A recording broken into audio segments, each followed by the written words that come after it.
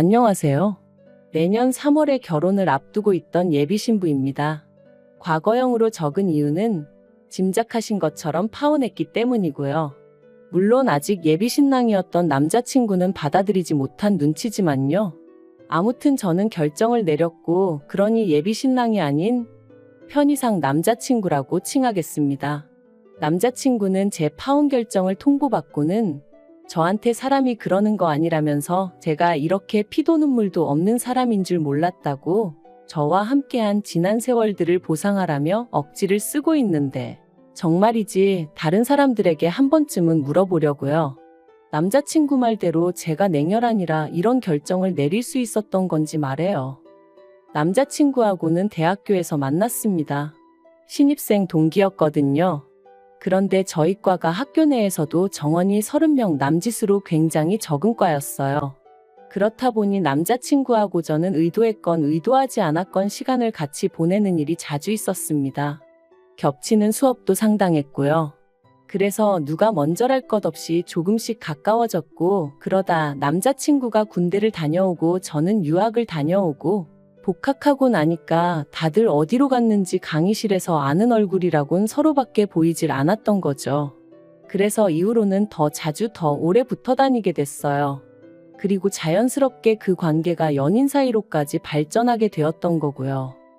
그런데 결혼 이야기가 오가던 무렵, 남자친구가 제 눈을 피해 누군가와 연락을 주고받고 심지어 몰래 만났다는 정황을 알게 되었습니다.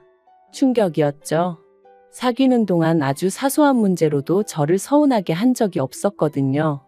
그래서 고민 끝에 혹시 여자라도 생겼냐고 단도직입적으로 물었습니다. 그랬더니 남자친구가 펄쩍 뛰면서 그게 무슨 소리냐고 하더라고요. 그리고는 자기도 제가 왜 그런 의심을 하는지, 딱 눈치를 챘는지 한숨을 내쉬고는 실은 자기가 저에게 말하지 않은 게 있다면서 자기 부모님이 재혼하신 사이라는 거예요. 처음엔 좀 솔직히 깜짝 놀랐어요. 왜냐하면 이미 남자친구 부모님을 몇 번이나 만났었는데 두 분 사이도 너무 좋으셨고, 특히나 새어머님, 그러니까 제가 그때까지도 당연히 남자친구의 원래 친어머니라고 생각했던 그분이 남자친구를 대하시는 건 제 어머니가 저를 대하시는 모습과 별반 다를 게 없었거든요. 아무튼 남자친구는 상황이 이렇게 되었으니 더는 감출 게 뭐가 있겠냐면서 자기 이야기를 시작했고, 그 이야기는 꽤나 충격이었습니다. 남자친구의 아버님과 남자친구를 낳아주신 친어머님은 남자친구가 초등학교 때 헤어지셨대요. 그리고 그 이유는 아버님이 아닌 친어머님의 외도였고요.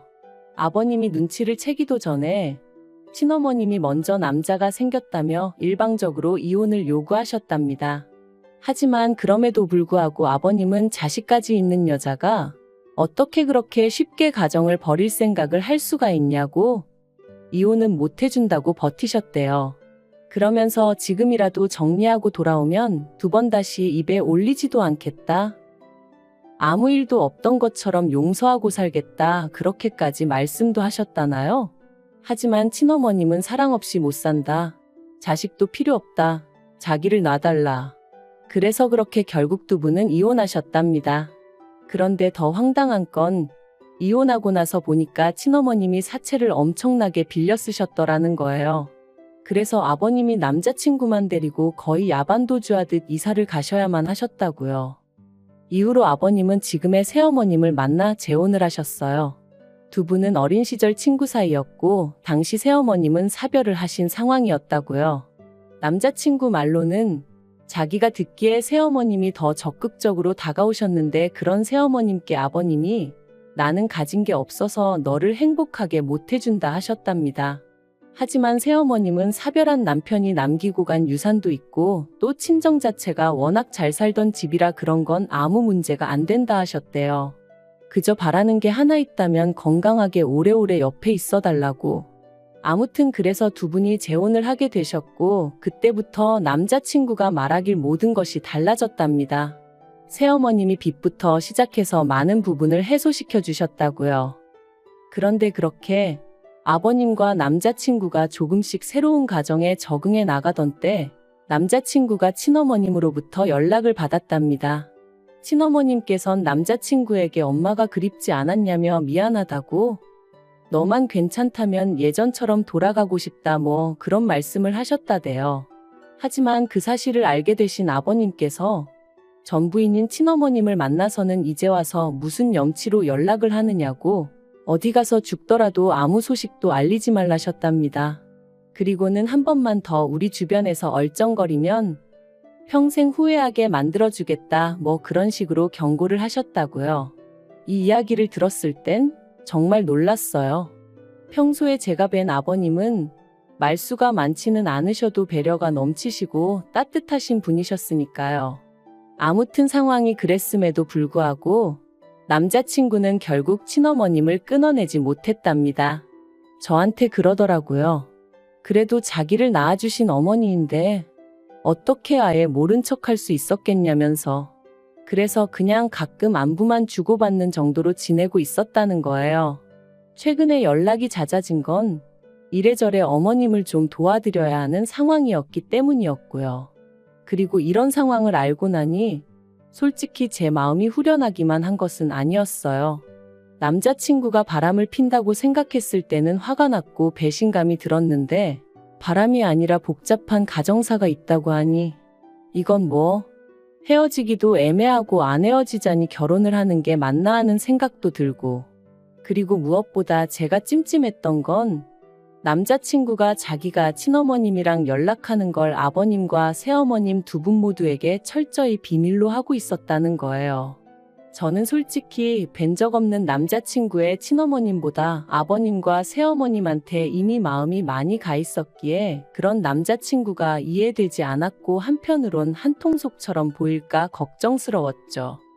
말이 나왔으니 말이지만 저는 새어머님이 참 좋았어요. 저한테 정말 잘해주셨거든요. 일단 뭐 결혼 전이니 어떻게 보면 당연하기도 하지만 저한테 먼저 연락하고 그러시는 것도 없고, 그렇다고 제 연락을 기다리시는 것도 아니고, 제가 집에 갔을 때도 너는 손님이니 부엌 근처에는 밥 먹을 때 빼곤 오지도 말라 하시고, 보통 아버님하고 차리시고 손이 부족하면 남자친구를 부르시고 그러셨어요. 그뿐만이 아니라 상견례 자리에서는 확실히 말씀드리겠다며 저희 부모님더러 예단 같은 거 안 해서 보내셔도 된다고, 잘 키운 딸 보내주시니 그것만으로도 감사할 뿐이라고. 그리고 명절 같은 때는 당신도 아버님하고 여행 다니며 편하게 즐기며 살고 싶기에 꼭 아이들이 와야 한다고 생각하지 않는다면서.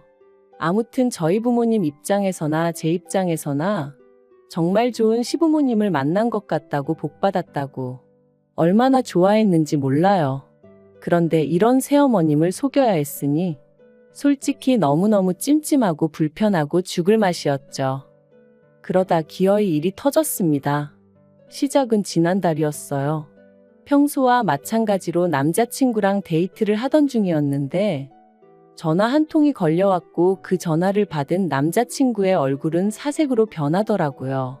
그리고 하는 말이 지금 당장 병원에 가봐야 한다며 친어머님이 교통사고로 크게 다치셨다대요. 저도 놀랐죠. 그래서 일단 남자친구를 병원으로 보냈고, 이후로 남자친구가 한 달 가까이 병원을 오가며 친어머님을 간호했어요. 내심 제가 도와줬으면 하는 눈치도 있었지만 그건 경우가 아닌 것 같아서 모른 척했고요. 그리고 진짜 문제는 친어머님이 들어두신 보험도 없고, 무엇보다 본인이 잘못을 해서 교통사고가 났던 거대요.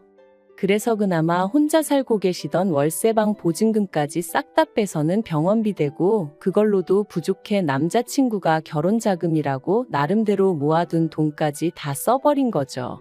듣는데 어찌나 갑갑하고 화가 나던지. 하지만 첩첩산중이라고 그게 다가 아니었습니다. 갈 곳이 없어지신 친어머님을 남자친구가 아버님 새어머님은 물론이고 저와도 상의 없이 자기 사는 오피스텔로 모셨거든요. 어이가 없더라고요. 아무리 상황이 급박했다고 해도 그렇지 어떻게 나랑 상의 한마디 없이 그럴 수가 있나 싶은 게. 하지만 가뜩이나 심란한 사람에게 뭐라고 하기도 그렇고. 그래서 저도 최대한 화내지 않고 그럼 앞으로는 계획이 어떻게 되냐? 어떻게 할 거냐 물었습니다. 그랬더니 남자친구 말이 지금도 생각할수록 어이가 없어요. 기껏 한다는 소리가 당분간은 계속 자기 오피스텔에서 지내시게 하고 나중에 저희 결혼하고 신혼집으로 들어갈 때 그때도 모시고 갔으면 좋겠다고 했거든요. 그래서 제가 그게 말이 되냐고 했습니다. 아버님 새어머님은 너가 친어머님이랑 연락을 하고 지내는지도 모르시는데 갑자기 그분을 모시고 오겠다고 하면 어떻게 될지 상상이 안 되냐고요. 그리고 기껏 아버님이랑 새어머님은 어떻게든 남자친구나 저나 조금이라도 편하게 지내게 해주시려고 매사 배려를 해주시는데 떡하니 친어머님을 모시고 살겠다 하면 그게 곱게 보일 리가 있겠냐 했죠. 그래서 저는 절대로 그렇게는 못한다 했습니다. 말도 안 되는 일이라고요.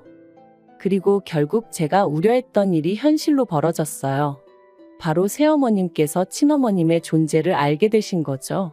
남자친구가 이제 신혼집을 구하면 오피스텔은 빼야 하니까 살던 오피스텔을 부동산에 내놨는데 부동산에서 이제 집을 보러 오니까 친어머님이 그 사람들한테 문을 열어준 거죠. 그런데 문제는 남자친구가 살던 오피스텔은 계약자며 명의가 전부 저희 새어머님으로 되어 있어요. 실제로 그분 거기도 하고요.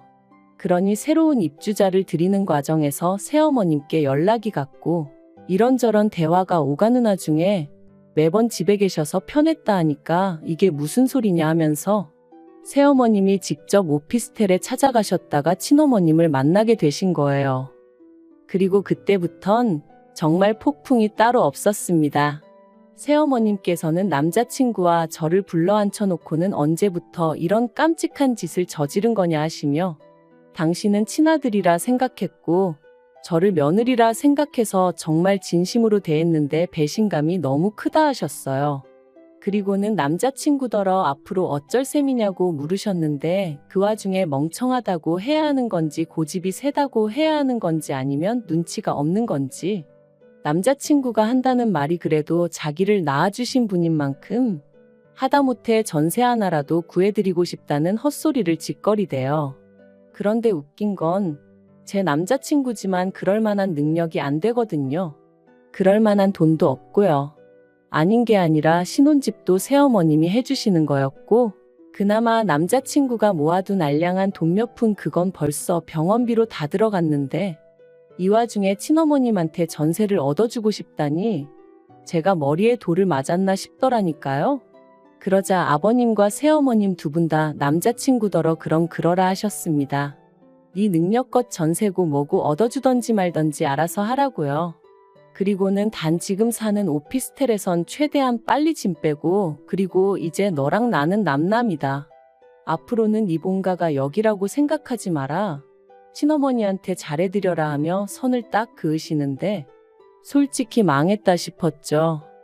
그리고 이틀 뒤 저는 남자친구의 친어머님이란 분에게 연락을 받았습니다.